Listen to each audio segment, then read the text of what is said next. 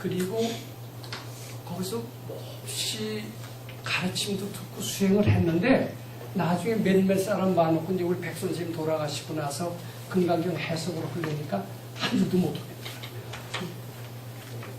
딱 막히던데요. 그전엔 제가 알았던 것은 순전히 국리로 알았던 거예요. 이게 한 줄도 못 하겠어요. 사실이에요. 그래서 그때 어떻게 했는 줄 아세요? 여기서 이제 똑똑하신 분은 받쳤겠지 뭐 이러시겠지. 물론 받쳤습니다. 근데 받쳐도 잘 안 되더라고요. 그래서 우리 백 선생님이라고 오면 어떻게 하실까 그 생각을 했습니다. 근데 괜찮아요. 선생님이라고 하면 어떻게 말씀하셨어요? 선생님이라고 하면 어떻게 하셨어요? 자꾸 하다 보니까 한 줄 한 줄이 되는데 한 줄 나가기가 그렇게 어려웠습니다. 정말요. 저 금강경에 대해서 자신 있었던 사람이에요. 정말 날고 기었다고 저 생각을 했어요. 오만방자했어요. 근데 나중에 알고 보니까 이건 국리로 되는 해석이 아니더라고요. 국리로는 한 줄도 못 하겠더라고요. 이게 부처님의 광명이 임해야지요. 겨우 되는 거예요. 근데 자꾸 선생님이라면 어떻게 하셨을까? 부처님이라고는 뭐라고 말씀하셨을까? 이러면서 부처님을 자꾸 향하게 되면서 내 마음이 부처님과 바뀌어지는 겁니다. 내가 선생님이 향하면서 내 마음이 도인의 마음과 바꿔지는 겁니다. 그러면서 어렴풋이 지혜가 나는 겁니다. 제가 논문을 쓸 때도 그렇게 했습니다.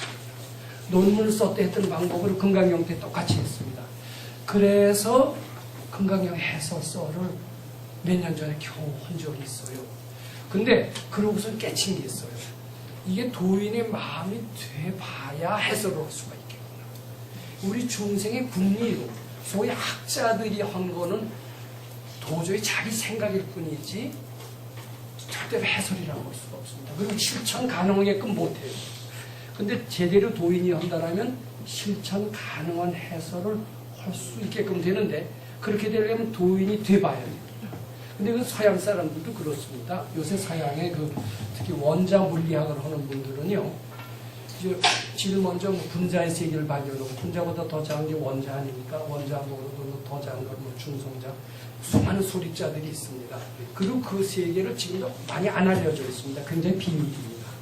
근데 어떤 식으로 그 자연의 비밀을 탐구하느냐 하면요, 그네들도 똑같아요. 동양적인 방법.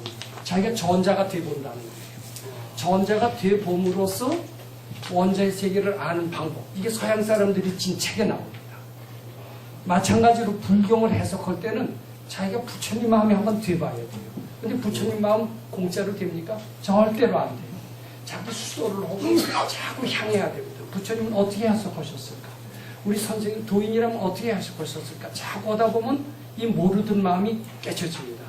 그래서 더듬더듬해서 윤곽이 딱 잡히면서 도인의 마음이 되기 전에는 모르는구나. 그러니까 도인의 마음이 뭐냐? 알아봤더니 다 일체 유심조 공 이것더라고요. 다 내 마음에서 출발한다라는 이런 관점에서 오니까 해석이 쭉 돼요. 마치 우리 시멘트 포 풀을 때 이렇게 쫙 하면 쫙 풀리듯이요. 한 줄도 나갈 수 없었던 것이요.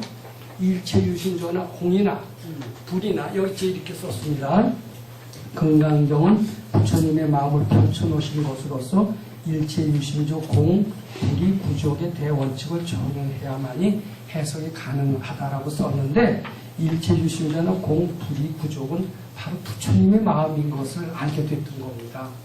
그래서 아마 이것은 해석해 나가는 과정에서 좀 더 이해를 잘 하실 수 있을 거로 그렇게 봅니다. 근데 다시 말씀드립니다만 이거는 그냥 강의만 들으시는 것은 아무 의미가 없습니다. 강의만 듣고 마시려면 차라리 그렇게 나오시는 것은 큰 의미가 없는 거고 아까 말씀하신 것처럼 이걸 통해서 저는 분명히 행복을 찾을 수 있다라고 그리고 지혜롭고 유능해지는 길을 찾을 수 있고요. 드디어는 이 당자의 삶에서 벗어나서 밝아지는 길을 갈 수가 있다라고 생각하는데 아까 마가스님 말씀대로 1년을 성심껏 하신다라면 다른 건 몰라도요. 금강경이 재미있어질 수 있어요. 근데 저에게 졸리기만 합니다.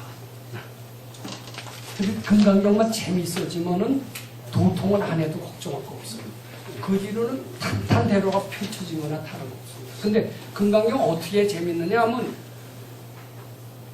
실천을 통해서 또는 해석이 명쾌해져야 됩니다. 구름 금 잡는 해석 갖고는 재밌어질 수가 없어요. 그래서 제가 그런데 좀 일조로 할 수 있지 않느냐. 예, 그렇게 이제 생각을 하면서 다음부터는 좀 더 본격적인 해석, 실천 가능한 해석으로 들어가볼까 이렇게 생각을 합니다. 오늘은